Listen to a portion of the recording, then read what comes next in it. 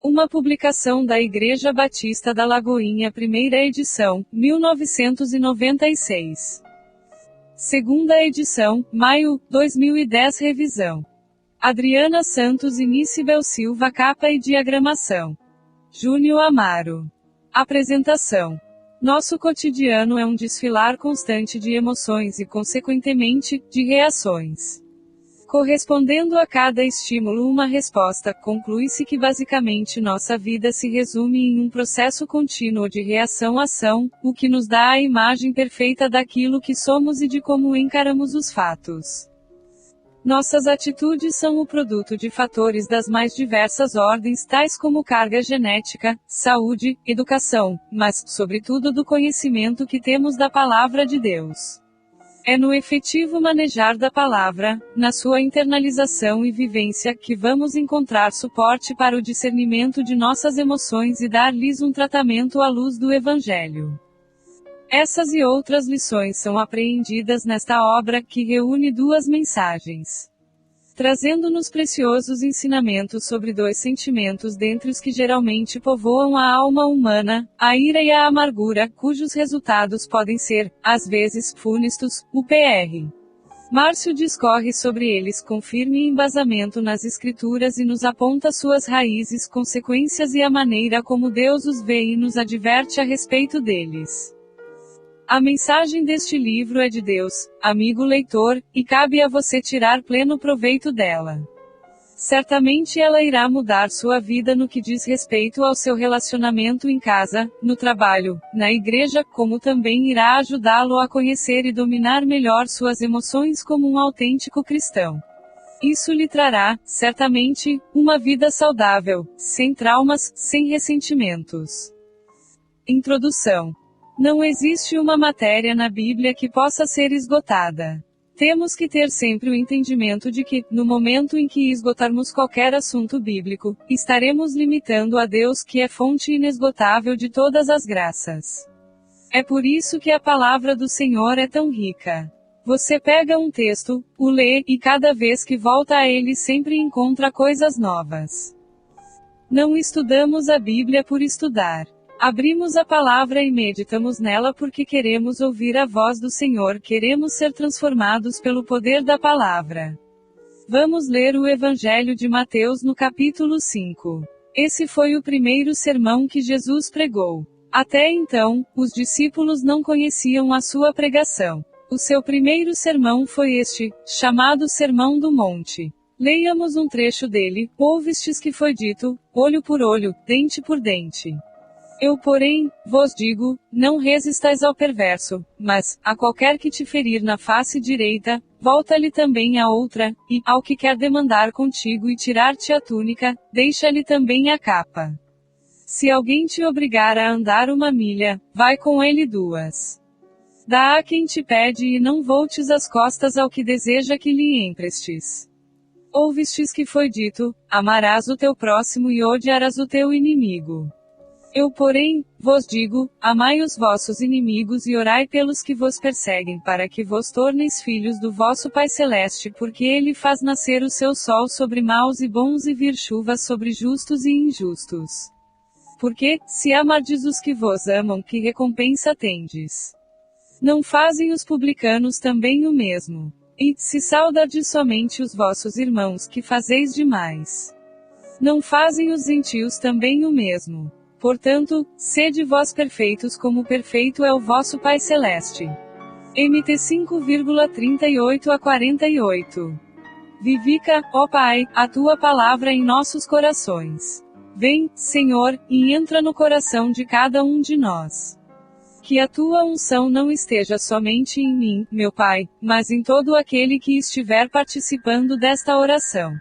Senhor, que a partir deste instante a tua palavra flua como espada que penetra, e divide alma e espírito. Senhor Deus, que ao acabarmos de ler este livro possamos estar mais parecidos com Jesus Cristo. Para a glória dele e no nome dele. Amém. Vós, porém, reagireis assim. Se você observar bem, perceberá que boa parte do seu tempo é usado nas suas reações por meio das suas atitudes. Para cada ato seu praticado, existe sempre uma ação e uma reação.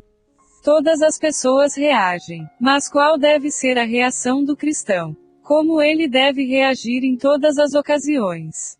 Se for um crente em Jesus Cristo, de verdade, ele deve ter um tipo de reação diferente daquela do homem que a própria Escritura chama de perverso, ímpio, homem natural ou incrédulo, não importando o adjetivo que se possa dar àquele que ainda não tem Jesus Cristo como referencial em sua vida. Normalmente, estamos sempre reagindo. E Jesus Cristo, quando nos deixou essa mensagem, estava nos preparando para vivermos aqui na terra. A preocupação do Senhor Jesus não é a de como vamos reagir lá nos céus quando estivermos andando pelas ruas de ouro. Lá não haverá problema nenhum, não existirá diabo, nem demônios, não haverá situações de ação e reação. Será muito diferente daqui. Há pessoas que têm uma preocupação grande de como viverão no céu, enquanto ainda estão aqui na terra.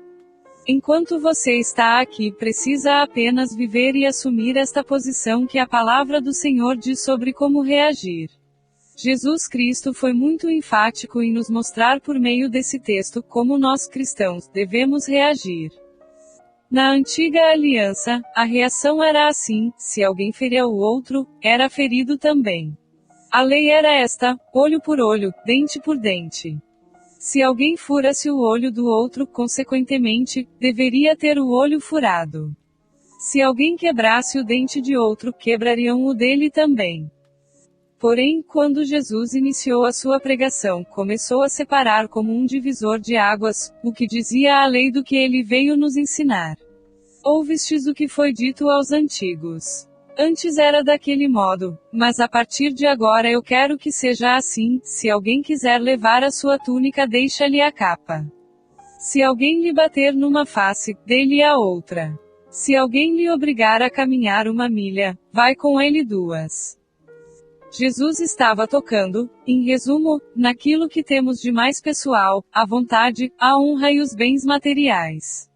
Se alguém o obrigar a caminhar 1 milha, isso é a questão da vontade; se alguém lhe bater numa face, é a questão da honra; levar a túnica é questão de tocar nos bens materiais.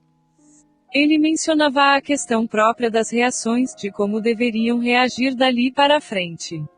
Não estava teorizando, estava sendo claro, enfático e, sobretudo, prático, pois ele vivia o que pregava para que todos vissem nele o exemplo de santidade. Saibamos discernir as emoções. No mundo, existem muitas emoções e cada um de nós tem capacidade para senti-las. Por exemplo, podemos amar, ter paz, ter alegria, chorar. E dizemos que estas emoções são divinas, são do Espírito Santo. No entanto, pensamos que a ira é uma emoção que não é de Deus. Não é assim. Precisamos também ver a ira como uma emoção sadia. Todos nós temos ira. E Jesus Cristo, ao se manifestar em carne, também tinha emoções. Ele chorava, sorria, abraçava as pessoas, sentia tristeza, experimentou profunda angústia, e se irava também. Encontramos em algumas passagens da Bíblia Jesus se irando. Isso significa que o cristão não deve anular a ira dentre as suas emoções. Vamos perceber, na Bíblia, que devemos irar pelos mesmos motivos pelos quais Jesus Cristo se irava. O problema é a quem dirigimos a nossa ira e como manifestá-la. Está escrito na Bíblia: irai-vos e não pequeis. F 4,26. Ou seja, precisamos ter uma compreensão sadia a respeito da ira. As nossas emoções e reações nos foram dadas por Deus, e precisamos compreender esse fato. O grande problema é quando as pessoas não sabem cuidar das suas emoções. Existe um nível, um equilíbrio para nossas emoções e o cristão é aquele que transcende, que vai além desse limite. Não é aquele que apenas caminha a 2ª milha, ou deixa a sua capa, mas o que também oferece a outra face. O que Deus espera é que o cristão possa se revelar por inteiro como cristão, na sua maneira de olhar, de ser, de se expressar, de se vestir, expressando em si mesmo a própria face de Jesus Cristo. Você sabe o que é ira, no que se refere à raiva, ao ódio. Você sabe o que é uma pessoa iracunda. A própria expressão revela isso: colérico, enfurecido, irado. Quando você chega ao seu serviço, lá está seu chefe, irado. Você olha-o e o vê com os olhos vermelhos, vidrados, a cara fechada, parece que até passou a noite inteira chupando limões ou mordendo marimbondos. O ambiente ao seu redor é horrível, constrangedor. Ninguém consegue trabalhar bem ao lado de um patrão irado, nervoso. A esposa sabe quando o marido acorda irado. Ele pisa no rabo do cachorro, grita à toa, faz uma confusão tremenda, aterroriza a esposa e os filhos. Estes são exemplos de pessoas que vivem sem o controle das emoções, sem ter a compreensão de que a ira é um sentimento e como tal pode ser controlada. É triste ver uma pessoa enraivecida, irada, contagia os que estão ao seu lado. Consequências da ira. Assisti a uma reportagem em que falavam sobre o infarto, uma doença do coração. O médico não era crente, mas falou: vocês não devem fumar, devem fazer exercícios físicos. E vejam a coincidência, Jesus Cristo mencionou uma coisa que esse médico falou também: para você não ter um infarto, viva bem com as pessoas, não guarde raiva, não guarde ódio. Interessante isso, viva bem com as pessoas. A pessoa que alimenta a ira vive uma situação muito difícil, geralmente tem úlceras, é uma pilha de nervos, explode à toa. Existem pessoas que manifestam a ira explodindo, batem a porta, chutam coisas, saem quebrando tudo. Mas há outro tipo de pessoas que guardam a ira através de um rancor silencioso, um ressentimento interior de amargura, de ódio.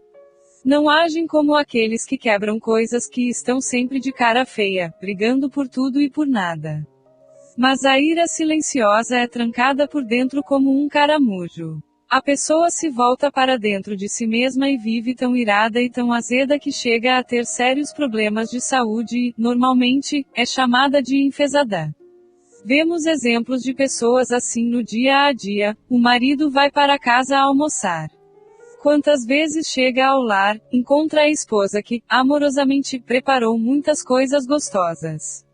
Porém, de repente, por uma coisinha de nada, provoca uma briga enorme, o ambiente fica carregado. Quando alguém manifesta ira, que é fruto e obra da carne, começa a ministrar coisas ruins para a sua vida e para a sua família. A pessoa entrega as chaves da sua vida ao próprio Satanás, abrindo espaço para que demônios comecem a atuar nela. Já vi muitos casamentos que foram desfeitos por causa da ira. Muitos filhos saíram de casa por causa da ira. Por isso, um dos mandamentos para os pais diz: pais, não provoqueis vossos filhos a ira. F 6,4. Há filhos que têm ojeriza dos pais, exatamente porque eles os provocam a ira. Todo extremo é perigoso. Uma pessoa reprimida, à medida que a ira a invade, fica com as mãos úmidas, geralmente tem coriza, defluxo, asma, diarreia, ou prisão de ventre, náuseas, vômitos, úlceras, pressão alta, dores nas costas e outros problemas de saúde. Corre de um médico para outro, vai ao psicólogo, mas nada adianta. É que dentro dela falta algo, exatamente a compreensão da palavra de Deus. Quantos acidentes acontecem porque há pessoas que fazem do seu carro uma arma? Pegam o carro, saem com ele a 180 km por hora, como se fossem donos das ruas. São pessoas iradas que têm vontade de passar o carro em cima da sogra, do patrão. Mas como não podem fazê-lo, vão pelas ruas em disparada, atropelando animais quando não provocam sérios acidentes. Uma irmã colocou no carro dela um adesivo plástico escrito assim: se você ama Jesus, use-me. Então, um outro irmão passando atrás olhou o adesivo e começou a buzinar, talvez esperando que a irmã lhe dissesse: aleluia. Glória a Deus, você é um irmão. Mas não foi assim, aquela irmã saiu do carro, irada. Que coisa feia! De que adiantava levar aquela mensagem no carro? O que deveria ser uma saudação ao Senhor Jesus passou a ser uma reação demoníaca. Isso porque o incrédulo, o homem que a Bíblia chama de homem natural, tem um tipo diferente de reação para os problemas que é sempre exagerada, difícil, irada. Mas o cristão verdadeiro tem uma outra maneira de reagir por meio da expressão passiva da ira. O homem que não explode como os outros quando está irado, fica em silêncio, incomodado, irritado, frustrado, exasperado, invejoso, ciumento, cheio de desespero, enfurecido, não perdoa, tem ressentimento, amargura, ódio e malícia.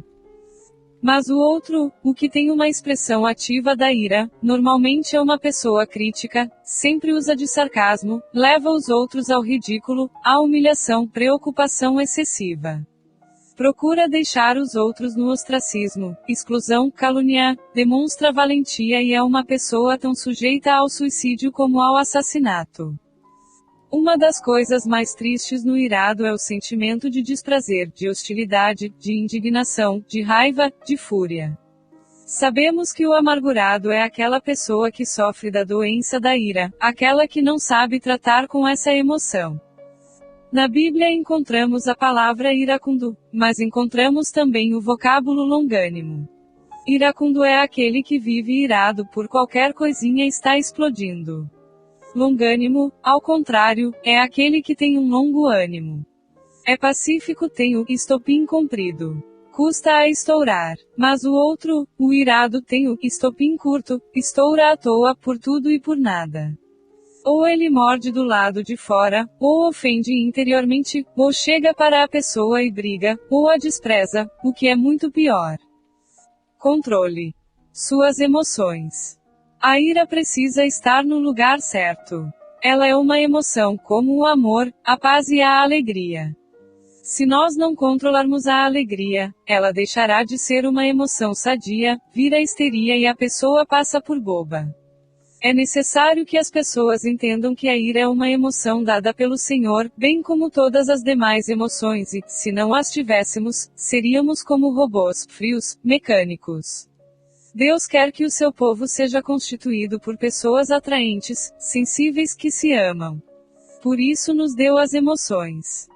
Vamos ler Levítico 19, versos 17 e 18, que diz assim: Não aborrecerás teu irmão no teu íntimo, mas repreenderás o teu próximo, e por causa dele não levarás sobre ti pecado, não te vingarás, nem guardarás ira contra os filhos do teu povo, mas amarás o teu próximo como a ti mesmo, eu sou o Senhor.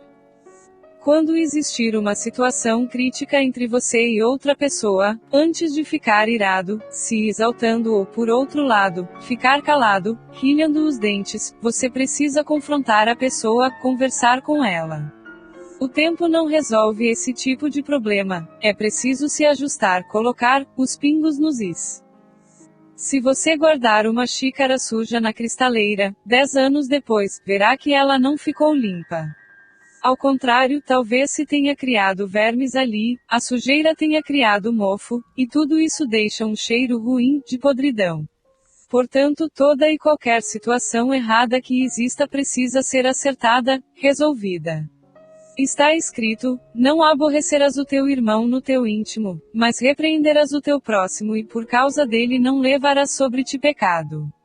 LV 19,17. O problema é que muitas vezes a pessoa, pelo fato de não confrontar as coisas erradas na hora em que elas acontecem, deixa o tempo ir passando e carrega sobre si mesma o pecado. Enquanto não se resolver a situação, não adianta, você estará preso a ela.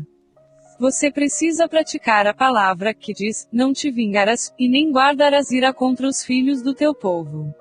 LV 19,18. O que você precisa fazer é amar os filhos de Deus, amar sua família. As pessoas que mais o amam estão dentro de sua casa e talvez você tenha feito delas um fio terra, um condutor onde explodir a sua ira, a sua raiva. Muitas vezes, no trabalho o patrão o incomodou, foi azedo com você, no trânsito alguém lhe deu uma fechada, ou então, você perdeu o ônibus. Acontecem 1000 situações diferentes a cada dia. Então, chega a hora de ir para casa. A casa deve ser para você um ninho de descanso e alegria, um referencial de paz e amor. Mas você chega brigando com as pessoas que o amam, vai ferindo aqueles que esperam de você uma palavra amiga, um afeto, uma exortação, o mesmo que você espera deles. No Salmo 37, verso 8, vemos a questão da ira, contra quem é dirigida e como ela é. Deixa a ira, abandona o furor, não te impaciente, certamente isso acabará mal. Deixar a ira é uma escolha. Como toda emoção, ela deve ser mantida sob controle. Quem deve estar no controle é você, não sua emoção. Esta deve ser submissa a você com a ajuda de Deus. Você nunca poderá deixar-se levar pelas emoções. Você já viu quantas pessoas que por não seguirem estas orientações acabaram se dando mal? Quantas vezes o namoro, o noivado, o casamento, ou até mesmo o emprego acabou mal porque as pessoas não seguiram a exortação para deixarem a ira, a fúria, a raiva, a incompreensão. Abandone isso, não se impaciente, aprenda a contar até 10. Se depois de contar até 10 você ainda estiver irado, conte até 10 milhões. Vai levar muito tempo, mas enquanto estiver contando, estará exercitando a paciência. No entanto, a questão das emoções não se resolverá por si, só uma decisão e atitude sua que vai resolvê-la. É colocando-se à mercê do Senhor que você adquirirá a capacidade para se dominar, pois a ira precisa estar sob o controle do Espírito Santo. Cuidado com as reações repentinas. O livro de Provérbios tem 31 capítulos. É um capítulo para ser lido a cada dia do mês. É um livro que você deve saber de cor. Algumas pessoas perguntam por onde deve começar a ler a Bíblia. Você pode começar por qualquer livro, mas, se quer um conselho, comece pelo Evangelho de João e depois leia Provérbios. Lendo João, você conhecerá a divindade de Jesus e o amor do Pai que não poupou o próprio Filho para que nós também nos tornássemos seus filhos. Por outro lado, Provérbios leva-o a viver aqui na terra o querer, a vontade de Deus. Provérbios 14,17 diz que, o que presto se ira faz loucuras, e o homem de maus desígnios é odiado. Há pessoas que dizem que dão um boi para não entrar numa briga e uma boiada para não sair dela. O cristão de verdade dá uma boiada para não brigar. A reação do primeiro é uma reação dúbia, de valentia, mas a do cristão é diferente, é séria, sincera e, sobretudo, demonstra controle emocional. Quantas vezes, você tem um bom emprego e, de repente, seu chefe o ofende, o magoa e você diz, hoje eu saio daqui, não fico nem mais um dia. Sai e fica meses desempregado. Ou então, alguém está namorando ou noivando, está tudo bem, tudo direitinho. Um dia o noivo se atrasa, não chega na hora. A moça fica irada e comete uma loucura, termina o relacionamento. Então sofrem os dois. É tão triste isso. Conheço casais que, depois de uma pequena briga, tiveram medo de voltarem a conversar. Ficaram tempo sem trocar uma palavra, vivendo na mesma casa, debaixo do mesmo teto. Passavam pelo outro sem nem se olharem, sem uma palavra. E os filhos ali, vendo tudo aquilo e se perguntando, nossos pais aprenderam outra linguagem, a do silêncio. O que presto se ira faz loucuras. No contexto desta palavra, loucura, você deve colocar tudo o que é de ruim da natureza humana, pois a palavra de Deus é fiel, além de ir direto ao ponto nevrálgico da questão. Cuidei de uma moça que cometeu uma loucura. Ela estava noiva de um bom rapaz, e um dia aconteceu algo diferente entre ela e o noivo. Ela ficou tão irada que jurou se vingar dele. Chamou então um colega de trabalho, uma pessoa estranha aos fatos, sem nenhum relacionamento de amizade com nenhum dos dois e disse-lhe que queria ir com ele para um motel. Ela estragou a sua vida e a do noivo pensando que daquela forma iria atingir apenas o noivo. Isso é loucura. Quantas vezes as pessoas morrem por loucura, por causa da ira, só porque dizem por aí que o homem tem de ser macho, que não pode levar desaforo para casa. Isso não é verdade. O cristão não tem que reagir brigando, a sua reação é outra, é pacífica. Ainda em Provérbios 14,29 lemos: o longânimo é grande em entendimento, mas o de ânimo precipitado exalta a loucura. Aquele que é paciente é grande em entendimento, mas o de ânimo precipitado provoca e faz loucuras. Continuando, em Provérbios 15,1, está escrito: a resposta branda desvia o furor, mas a palavra dura suscita a ira. Se chegar uma pessoa perto de você, irada, e lhe dizer algo com rispidez, e você responder-lhe com brandura, com mansidão, isso quebra-lhe a ira, você a desmonta. Como diz Paulo, amontoa brasas visas sobre sua cabeça. RM 12,20. Mas, se chega uma pessoa irada e encontra outra ainda mais irada, o que acontece? As duas irão brigar, discutir, provavelmente partirão para a agressão. E isso não é de Deus. Há pessoas que gostam de assistir a cenas de violência, como lutas de boxe. Isso não é sadio, pois é como se fosse a extensão da sua própria ira. O cristão dever ter sempre uma palavra branda, doce, enérgica, mas alegre. Dueto ou duelo. Está escrito na Bíblia: fala a verdade com amor. Muitas pessoas dizem: eu não sou sincero, não minto, sou franco. Não é verdade, elas são mal educadas. As pessoas confundem o sentido do que seja falar a verdade para o crente, sim, sim e não, não. MT 5,37. É a maneira como se diz sim, e como se diz não. Com brandura, com amor, com respeito, com firmeza, não com falta de educação. Se você chegar em casa e seu esposo lhe disser uma palavra dura, ou lançar-lhe um olhar estranho, dê-lhe um sorriso e diga: oi querido. A coisa mudará, o furor será desviado, o gelo quebrado. Isso eu lhe garanto. Falam por aí que dois bicudos não se beijam. Não é nada disso. Há que se abrir mão do mau gênio, há que se mudar de vida. Ou seu relacionamento será um duelo ou vai ser um dueto. A escolha é sua.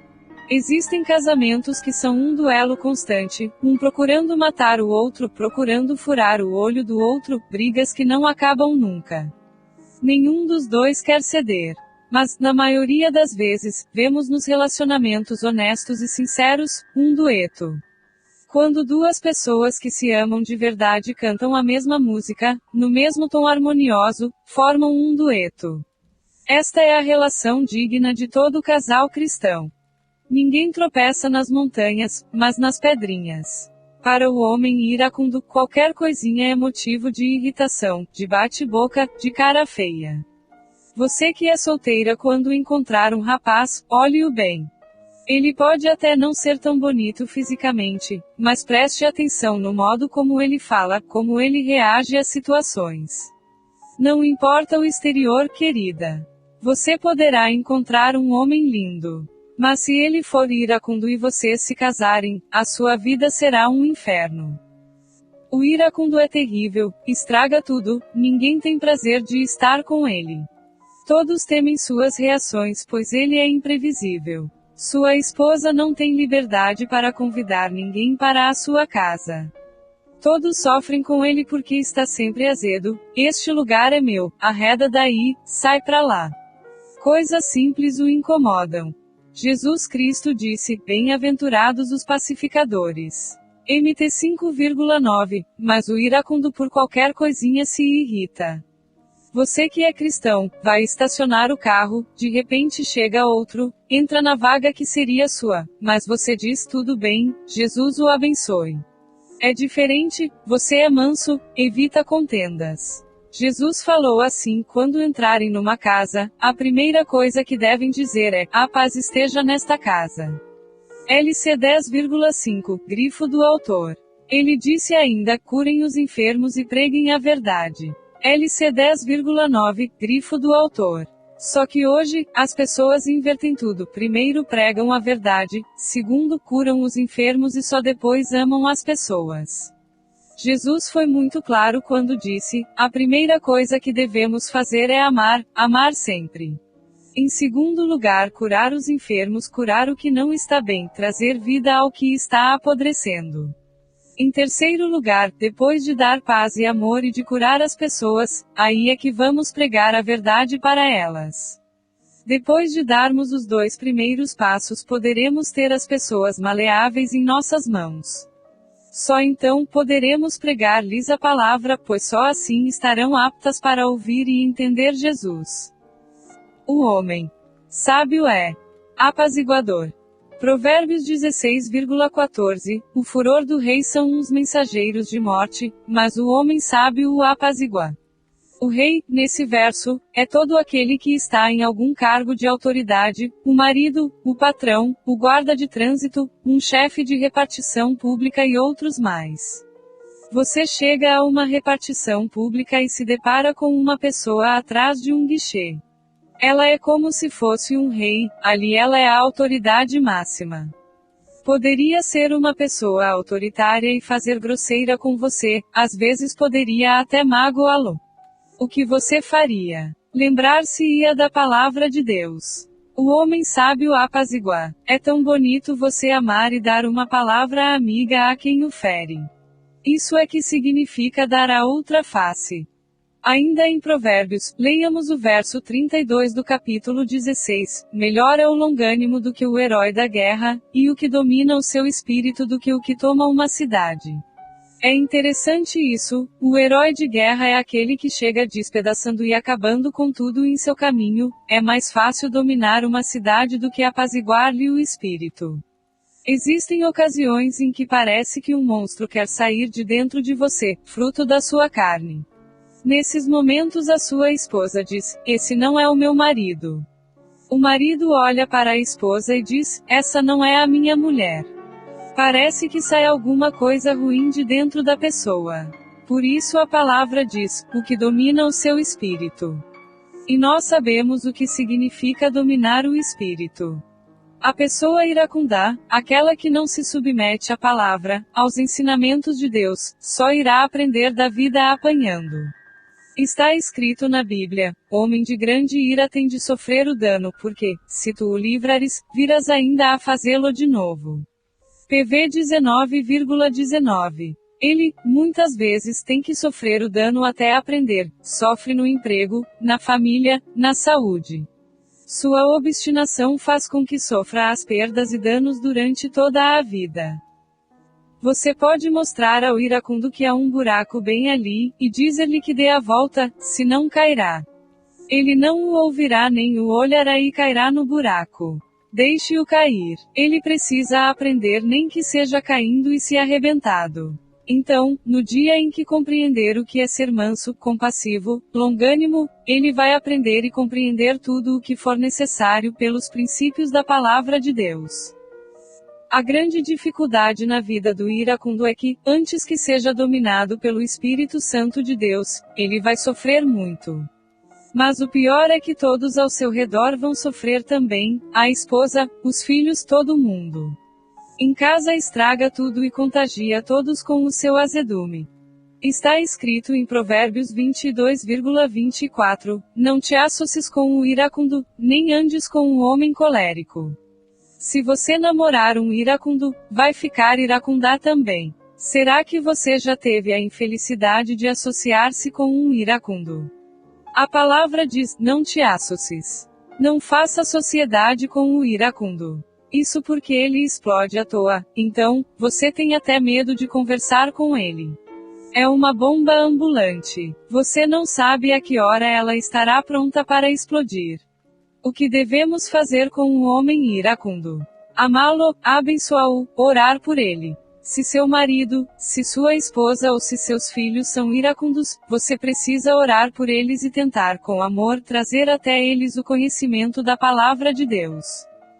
Jesus Cristo, em Mateus 5,22, começa a falar a respeito da ira, dizendo: eu, porém, vos digo que todo aquele que sem motivo se irar contra seu irmão estará sujeito a julgamento, e quem proferir insulto a seu irmão estará sujeito a julgamento do tribunal, e quem lhe chamar tolo, estará sujeito ao inferno de fogo. Se você já chamou alguém de tolo, de burro, precisa se arrepender. Não deixe para depois. Irai-vos, mas não pequeis.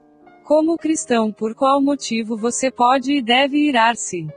Pelos mesmos motivos pelos quais Jesus se irou. Jesus nunca se irava porque as pessoas falavam mal dele. Ele comia com os pescadores, era amigo dos publicanos e deixou a meretriz lavar os seus pés.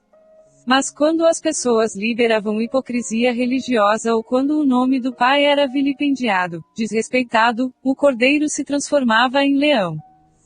Quando ele chegou ao templo, viu aquele comércio e ouviu o vozerio que era bem mais forte do que o som da palavra de Deus, houve um zelo e uma ira santa no Senhor. Ele derrubou as mesas, levantou um chicote e o brandeu contra aqueles homens mercenários. Era a ira manifestada porque o nome de Deus estava sendo vilipendiado. Esta ira santa, você percebe dentro de você quando alguma coisa procura macular a sua fé. Aquele que não experimentou o novo nascimento é chamado filho da ira. A reação do cristão tem que ser outra, completamente diferente da reação daquele que ainda é um filho da ira. Está escrito em Efésios 4,26, Ira-vos e não pequeis, não se ponha o sol sobre a vossa ira. Existe outro tipo de ira que é dirigido contra as pessoas. Mas, a palavra diz, nossa luta não é contra carne ou sangue. F 6,12. É uma luta espiritual. Sempre devemos amar as pessoas por mais perversas ou pervertidas que elas sejam. O grande problema é que as pessoas confundem aceitação com aprovação. Jesus não foi muito entendido por isso. As pessoas confundiam seu amor pelos pecadores com sua aprovação ao pecado deles. Nós amamos os pecadores, não os julgamos. Não significa que nossa aceitação seja a aprovação pela sua vida errada. Na época de Jesus, as pessoas confundiam isso. Algo que sempre devemos fazer é ter uma aceitação absoluta, sem fazer acepção de pessoas, abençoá-las, amá-las, não desprezar ninguém. Aceitação deve ser assim, absoluta, completa, plena e irrestrita. Despojai-vos de toda a ira. Se você pecou em irar, não deixe que o sol se ponha sem que a situação seja resolvida. Se pela manhã você brigou com a esposa, falou-lhe uma palavra áspera, ofendeu-a para o homem, às vezes é mais difícil pedir perdão, é preciso você mesmo falar, me perdoa. É tão fácil pedir perdão para Jesus. Jesus, me perdoa. Mas como é difícil pedir perdão para a empregada, para o seu chefe, para o cobrador de ônibus. Pedir perdão é ficar livre. Está escrito em Efésios 4,31, longe de vós toda amargura e cólera, e ira, e gritaria, e blasfêmias, e bem assim toda malícia. Se você não tratar da ira, tornar-se-á um iracundo, que é uma pessoa sempre amargurada, que permite que haja em si raízes de amargura. Esta se alastra por onde for, tudo em que a pessoa iracunda toca fica amargurado. Está escrito em Efésios 5,6, ninguém vos engane com palavras vãs, porque por essas coisas vem a ira de Deus sobre os filhos da desobediência. O filho obediente é sempre o que é louvado. Mas o filho da desobediência é o que sempre custa a aprender. Ele dá tanta cabeçada, machuca tanto a si próprio como aos outros. Em Efésios 6,4 está escrito, e vós pais, não provoqueis vossos filhos a ira, mas criai-os na disciplina e na admoestação do Senhor. Quantos filhos de crentes aqui não são crentes porque não encontraram em casa esse referencial da palavra, mas sim pais que os provocaram a ira. Há filhos que não têm liberdade dentro de casa. Em muitos lares, os filhos não têm nenhuma liberdade, há enfeites por todo lado, mas o menino não pode nem passar perto. Quando o pai derrama o copo de refrigerante, não apanha, não leva pito, mas o filho, se deixa cair uma só gota, lá vem palavrão. Não é por aí. Tem que haver discernimento para a boa educação dos filhos e reinar a paz no lar. Em Colossenses 3,8 está escrito, agora, porém, despojai-vos, igualmente, de tudo isto, ira, indignação, maldade, maledicência, linguagem obscena do nosso falar. Pense bem ao falar sobre qualquer assunto para não dizer algo que possa ofender outro irmão e ao nosso Deus. Está escrito em 1 Timóteo 2,8: Quero, portanto, que os varões orem em todo lugar, levantando as mãos santas, sem ira e sem animosidade. Esta deve ser a relação íntima entre a ira e a oração, levantar mãos santas, limpas de ódio ou amargura. Em Tiago 1,19-20 lemos: Sabeis estas coisas, meus amados irmãos. Todo homem, pois, seja pronto para ouvir, tardio para falar, tardio para se irar. Porque a ira do homem não produz a justiça de Deus. Sejamos, pois, mansos, longânimos, abertos para a palavra de Deus, externando a nossa ira mesmo com amor, somente quando o nome do Senhor estiver sendo maculado. Então, estaremos permitindo ao Espírito Santo de Deus que ele haja em nós, caminhando para alcançarmos a estatura do varão perfeito que é o nosso Mestre e Senhor Jesus Cristo. Desta maneira, de coração livre, sincero, poderemos orar crendo que Deus é perdoador, clemente e misericordioso, tardio em irar-se, grande em bondade, e que não nos desamparará jamais. Parte 2. Ama a Introdução. Ao considerarmos a palavra de Deus, vemos que ela é uma espada, uma pérola, um espelho, nela nós nos vemos. E está escrito na Bíblia: toda a Escritura é inspirada por Deus e útil para o ensino, para a repreensão, para a correção, para a educação na justiça, a fim de que o homem de Deus seja perfeito e perfeitamente habilitado para toda boa obra. 2 Terâmetros 3,16. E os homens de Deus, não apenas os missionários e os pastores, mas todos os que creem que Jesus Cristo é o Salvador e Senhor de suas vidas, porque todos nós somos nascidos de Deus. Deus é nosso Pai, e para que o homem de Deus seja perfeito e habilitado para toda boa obra, precisa se espelhar nele. Vinha de Sodoma. Cachos amargos. Algumas pessoas imaginam que ser semelhante a Deus seria fazer as obras de Deus, fazer os paralíticos andarem, os cegos abrirem os olhos ou os mortos receberem novamente a vida. Tudo isso é obra de Deus. Mas obra de Deus também se converte nas coisas pequeninas, ao contrário do que pensamos que seriam somente aquelas coisas extraordinárias que viram manchetes de jornais. Nem sempre é assim. Quando você vê Jesus tomando crianças no colo, abraçando-as, beijando-as, isso é obra de Deus também. Quando você o vê indo à casa de Zaqueu e participando de um jantar, é obra de Deus quando ele atua naquelas coisas pequenas, dividindo sua companhia com as pessoas, também está fazendo a obra do Pai. Não houve um instante sequer na vida de Jesus que ele deixasse de fazer as obras de Deus e operar no poder do Espírito Santo. Mas, uma coisa que muitas pessoas questionam é a saúde de Jesus. Como ele podia ser tão saudável? Como é que Jesus nunca experimentou o estresse, o cansaço físico e emocional, nunca experimentou enfermidade alguma? Não quero nesta mensagem falar de enfermidades causadas por vírus ou outras coisas, mas falar daquela enfermidade que o próprio indivíduo pode produzir, e uma das suas causas mais comuns é a amargura. A Bíblia fala muito sobre a amargura e queremos focalizá-la neste livro. Quando pegamos um dicionário e procuramos a palavra amargo, vamos encontrar ser afligido, ser apertado, pressionado. Amargura, forte animosidade, ser marcado pelo ressentimento ou pelo rancor, amargurar-se, pingar como gotas de água da tortura chinesa, fustigar com objeto pontiagudo. Ao ver o sentido dessas palavras no dicionário, eu me impressionei com esta expressão, amargurar-se, pingar como as gotas de águas da tortura chinesa. Os chineses são mestres em muitas coisas bonitas e em muitas coisas ruins também. E uma dessas coisas ruins é a chamada tortura chinesa, ou seja, eles deixam cair um pingo d'água na testa da pessoa. O primeiro pingo cai e não acontece nada, cai o segundo, também nada, o terceiro, o quarto, só vai molhando.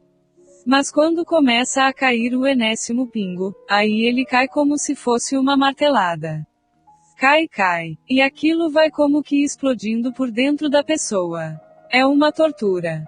Há pessoas que abrigam no coração o sentimento chamado amargura. Nutrem amargura contra o esposo, contra a esposa, contra o filho, contra o irmão, contra um amigo. E há pessoas que nunca declaram, mas que lá no fundo guardam amargura até contra Deus.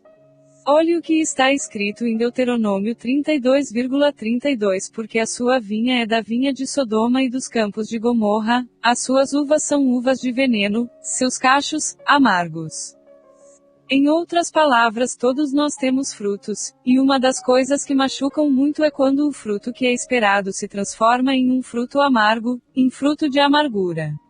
Está escrito em Provérbios 14,10, o coração conhece a sua própria amargura, e da sua alegria não participará o estranho. Aspas. Cada pessoa conhece o seu próprio coração. Ninguém conhece o coração do outro a não ser Deus. É bobagem alguém dizer que conhece ao outro. Não conhece. Alguém poderá viver casado até 50 anos que não conhecerá o parceiro, pode conhecer uma parte dele, mas não o todo. Mas como a palavra de Deus diz que o coração conhece a sua própria amargura, só você se conhece. Há muitas pessoas que conservam no rosto uma máscara, sempre um sorriso. Parece que as coisas estão muito bem. Mas quando retiram a máscara, só Deus o reconhece porque Ele conhece o coração do homem e sabe quando há semente de amargura em seu interior. Longe de vós toda amargura. É horrível o que acontece com algumas pessoas, suas palavras são amargas, e a Bíblia usa a expressão chamada fel de amargura.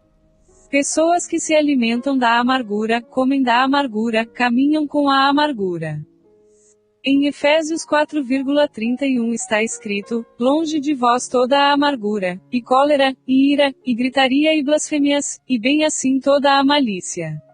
Muitas vezes, achamos que os pecados que devemos evitar são apenas aqueles pecados lá da lista dos 10 mandamentos que diz assim, não adulterarás, não furtarás, não matarás. Ex 20, algumas pessoas se julgam muito santas, e dizem, bem, eu vivo de acordo com a palavra de Deus e vivo firmado nela. Você pode não ser adúltero, mas se for uma pessoa amarga, é a mesma coisa. Compreende isso? Muitos que vêm de outras religiões ou seitas trazem um embasamento tão errado porque alguns segmentos religiosos dividem os pecados em pecados capitais, pecados veniais, pecados mortais e uma série de graduações do pecado. Então, há uma contemporização para certos pecados. Mas aos olhos de Deus, transgressão é transgressão. Muitas vezes, você se indagar quem será o beneficiado se você viver uma vida santa. Você mesmo, é claro. Não pense que Deus estabelece seus princípios, suas leis, simplesmente para nos fazer penar. Deus não tem nenhum propósito em dividir suas leis, seus mandamentos para que ele possa se agradar somente. Não, quem lucra em viver uma vida bonita somos nós mesmos. Por isso a palavra descreve, longe de vós toda a amargura. Aspas. Algumas coisas têm que estar bem perto de nós. A Bíblia diz que quem está perto de nós é o anjo do Senhor. O anjo do Senhor acampa-se ao redor dos que o temem, perto está o Senhor dos que o temem. Mas está escrito, longe de vós toda a amargura e cólera. Quando mais longe puder estar de nós toda a amargura, toda a cólera, toda a ira, toda a gritaria, melhor. Aquela gritaria dentro de casa com seus filhos, com a vizinha, com o gato, com o cachorro. São gritos que não levam a nada, são gritos apenas da carne. Você pode gritar dentro da igreja, aleluia, glória a Deus. Pode e deve dar glórias e aleluias. São brados de louvor a Deus. Mas toda a gritaria e até a blasfêmia e toda a malícia deve estar longe de vós. Devemos fazer, sim, as obras de Deus para em tudo sermos semelhantes a Ele. Carnalidade, alimento do diabo. Há uma coisa linda em Jesus, Ele não nutre nenhuma amargura. Amargura é obra da carne, da ira. Quando ele apontou para o diabo e disse, lá vem o príncipe deste mundo, e ele nada tem em mim, Jó 14,30, grifo do autor, em outras palavras Jesus estava querendo dizer, eu não alimento o diabo. Quando o homem pecou, ele passou a ter sobre si uma sentença. O Senhor disse que o homem foi feito do pó, e sobre a serpente repousou também uma maldição, dizendo que ela iria rastejar e se alimentar do pó. Ela comeria o quê? Comeria o pó. E uma das coisas de que o diabo se alimenta é do pó. E a nossa carne é esse pó. Quando manifestamos sentimentos de amargura, de ira, de cólera, estamos alimentando o diabo. Estamos dando comida para ele. Foi por isso que Jesus disse: lá vem o príncipe deste mundo e ele nada tem em mim. Ou seja, ele nunca o alimentou, nunca serviu um prato de comida ao diabo, nunca se curvou diante dele, ele nunca achou em Jesus o seu prato. Mas, você pode perceber que quando você se enveredar por esse caminho, você o alimenta, as coisas ficam diferentes, a própria atmosfera fica pesada. Não sei se você já percebeu isso, quando entra numa casa e as pessoas estão manifestando ira, amargura, cólera, você entra e sente no seu espírito que algo não está bem. A atmosfera está carregada, impregnada de comida para o diabo. Naquela hora há um prato feito de coisas muito ruins naquele lugar, e o diabo está se alimentando. Mas a palavra diz: longe de vós toda a amargura, meu amado. Lições de Deus contra a amargura. Deus deseja ver o seu povo santo. Às vezes queremos focalizar apenas o poder, mas temos que ter o equilíbrio do poder com a vida, com aquilo que manifestamos, que passamos pelo nosso caminhar. Em Hebreus 12,14 está escrito: segui a paz com todos e a santificação, sem a qual ninguém verá o Senhor. E em Romanos 12,18 lemos: se possível, quanto depender de vós, tende paz com todos os homens. Você pode ter paz com todos, mas algumas pessoas não vão querer ter paz com você. Porém, se as pessoas não quiserem ter paz com você, o problema será delas. Seu dever como cristão é ter paz com todos. Queremos ver a Deus, mas não é ver a sua imagem, o seu rosto, não é vê-lo fisicamente, e, sim, vê-lo atuando em nossa vida, em tudo o que fazemos, nos nossos caminhos, nos nossos passos, segurando as nossas mãos, curando as enfermidades. É ver Deus falando dia a dia, compreende isso? Deus é espírito, você não pode vê-lo conforme seu aspecto físico, mas você precisa ver Deus no cotidiano, em cada coisa. Todos nós gostaríamos de ver Deus face a face. Mas estamos aqui e durante nossa peregrinação, nossa jornada neste mundo, precisamos vê-lo no dia a dia. E a melhor maneira de ver Deus, é obedecendo o que diz a palavra: segui a paz com todos e a santificação.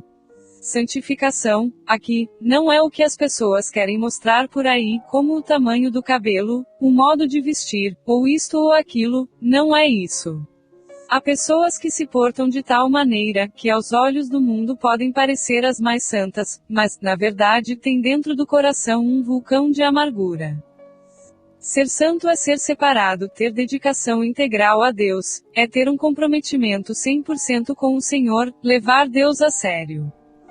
Está escrito na Bíblia em Hebreus 12,15, atentando diligentemente porque ninguém seja faltoso, separando-se da graça de Deus, nem haja alguma raiz de amargura que, brotando, vos perturbe e por meio dela, muitos sejam contaminados. Para haver uma raiz é precioso que haja uma semente. O nosso coração é mostrado na Bíblia como se fosse um terreno, o solo.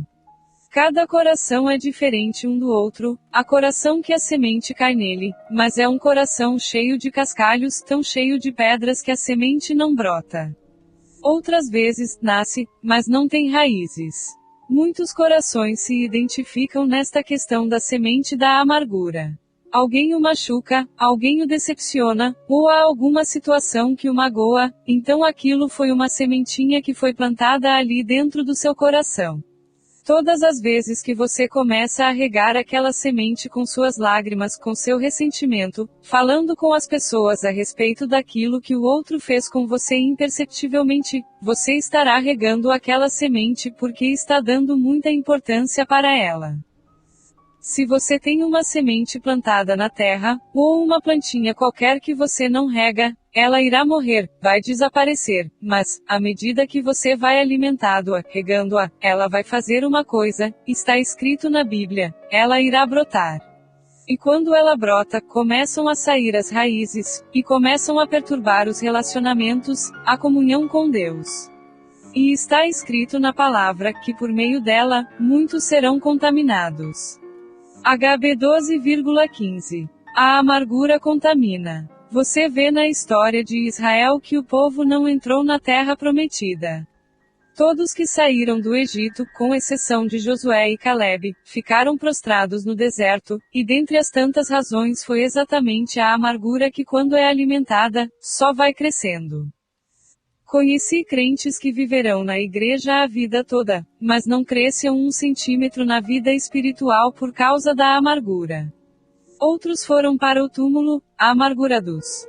No livro de Tiago 3,14 está escrito: se pelo contrário tendes em seu coração inveja amargurada e sentimento fatioso, nem vos glorieis disso, nem mintais contra a verdade. Tiago estava escrevendo isso para crentes, como também o versículo de Hebreus se dirige aos crentes. A proposta da palavra de Deus é nos fazer semelhantes a Ele. A amargura vem porque nós a alimentamos. Existe uma situação de contenda, de porfia, de briga, de rivalidade, de incitamento, de combate, de discórdia. Há um princípio tão interessante na palavra de Deus, semelhante ao princípio do jogo de dama, ou seja, quem perde é quem ganha. No mundo espiritual é assim, o que perde é o que ganha. Quando Jesus estava ali na cruz, o diabo proferiu: eu venci. Houve uma grande festa e um rufar de tambores no inferno. Diziam eles: a vitória é nossa, nós ganhamos. Mas o que eles não sabiam é que na morte de Jesus estava a sua derrota, porque após a morte do Senhor, ele quebraria as cadeias da morte, ressurgiria cheio de glória e esmagaria por completo o último inimigo, que é a morte. A vitória foi imensa. Serei inimigo dos teus inimigos. Jesus deu a sua vida por você. Quando você compreende isso, que a sua vida está nas mãos do Senhor, não significa que você vai ser um nariz de cera para os outros fazerem de você o que quiserem. Pelo contrário, Deus não vai permitir que você seja uma marionete, pois Deus vela por aqueles que esperam nele, e a palavra diz: porque quanto ao Senhor, seus olhos passam por toda a terra, para mostrar-se forte para com aqueles cujo coração é totalmente dele. 2 Cr 16,9. Deus é um Deus até de humor. Lembro de um episódio que aconteceu a um irmão que ia de bicicleta para uma determinada cidade e parou em certo lugar. Chegou alguém perto dele e disse-lhe: olha, eu vou dar uma volta com a sua bicicleta. Ele falou: não vai. Eu vou sim, replicou o outro. E saiu com a bicicleta do irmão. Quando voltou, depois de um bom tempo, para devolver-lhe a bicicleta, esse irmão estava com outro rapaz que não era crente, e que, tomando a defesa do outro, falou: olha, ele aqui é crente e não vai brigar com você por ter saído com a bicicleta dele sem sua permissão, mas eu não sou crente.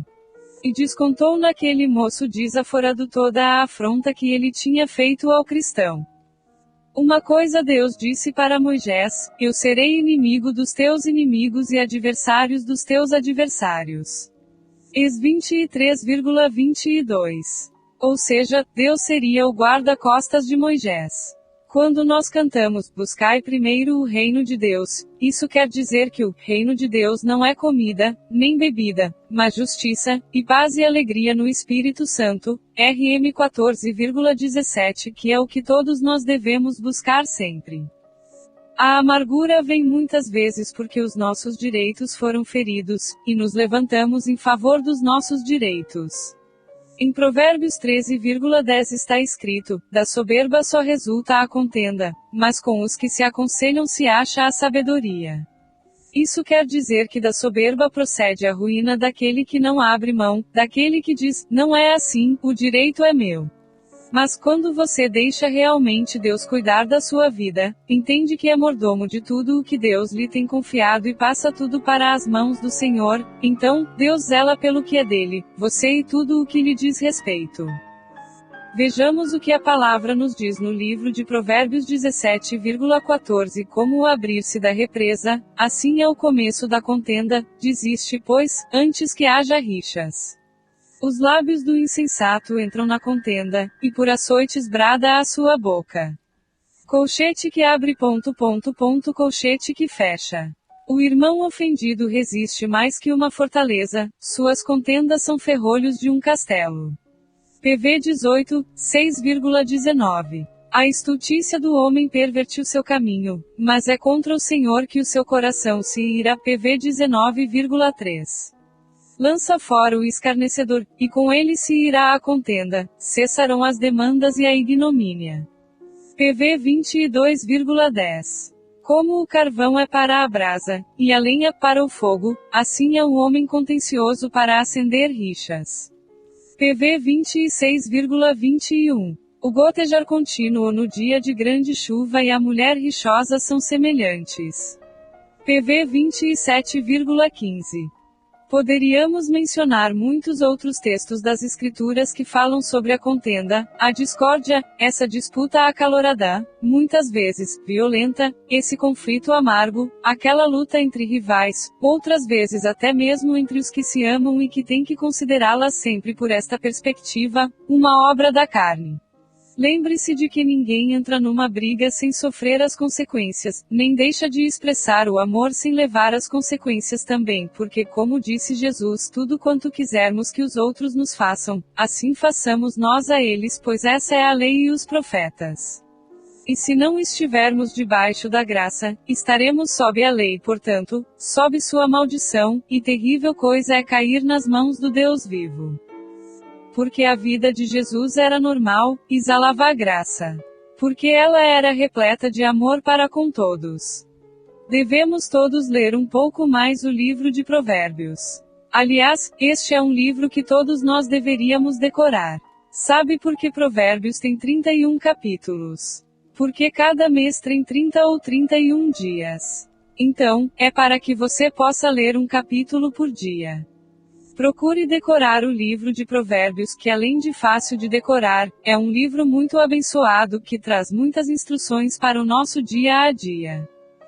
Conheço irmãos que sabem toda a Bíblia de cor.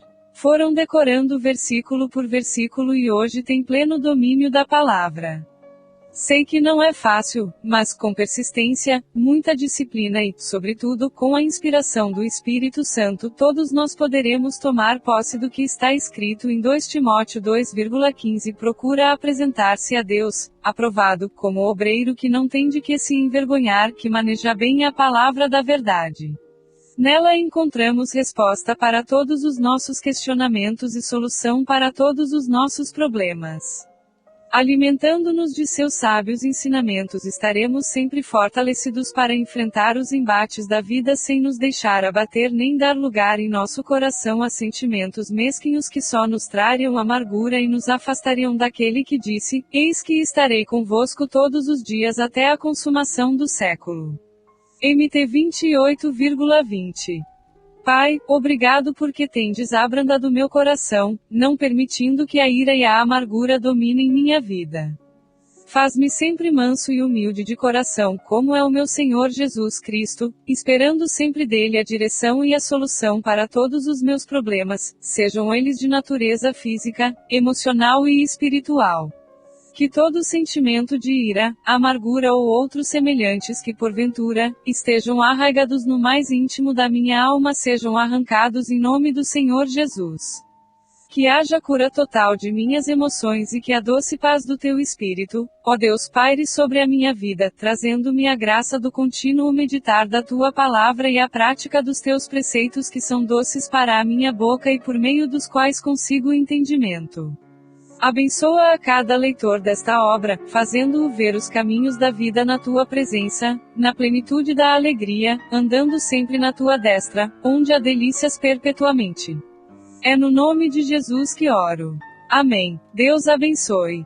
Pastor Márcio Valadão. te ama e você. Primeiro passo, Deus o ama e tem um plano maravilhoso para a sua vida. Porque Deus amou o mundo de tal maneira que deu o seu Filho unigênito para que todo o que nele crê não pereça, mas tenha a vida eterna. Jó 3,16. Segundo passo, o homem é pecador e está separado de Deus. Pois todos pecaram e carecem da glória de Deus. RM 3:23b. Terceiro passo, Jesus é a resposta de Deus para o conflito do homem. Respondeu-lhe Jesus: Eu sou o caminho, e a verdade, e a vida, ninguém vem ao Pai senão por mim. Jó 14,6. Quarto passo, é preciso receber a Jesus em nosso coração. Mas, a todos quantos o receberam, deu-lhes o poder de serem feitos filhos de Deus, a saber, aos que creem no seu nome. João 1,12a. Se com tua boca confessares Jesus como Senhor e, em teu coração, creres que Deus o ressuscitou dentre os mortos, serás salvo. Porque com o coração se crê para a justiça e com a boca se confessa a respeito da salvação. RM 10 de setembro de 10. Quinto passo, você gostaria de receber a Cristo em seu coração. Faça essa oração de decisão em voz alta. Senhor Jesus, eu preciso de ti, confesso-te o meu pecado de estar longe dos teus caminhos. Abro a porta do meu coração e te recebo como meu único Salvador e Senhor. Te agradeço porque me aceita assim como eu sou e perdoa o meu pecado. Eu desejo estar sempre dentro dos teus planos para a minha vida, amém. Sexto passo, procure uma igreja evangélica próxima à sua casa. Nós estamos reunidos na Igreja Batista da Lagoinha, a Rua Manuel Macedo 360, bairro São Cristóvão, Belo Horizonte, Minas Gerais. Nossa igreja está pronta para lhe acompanhar neste momento tão importante da sua vida. Nossos principais cultos são realizados aos domingos, nos horários de 10 horas, 15 horas e 18 horas. Ficaremos felizes com sua visita. Uma publicação da Igreja Batista da Lagoinha, Rua Manuel Macedo 360, São Cristóvão, CEP 31110440, Belo Horizonte, Minas Gerais.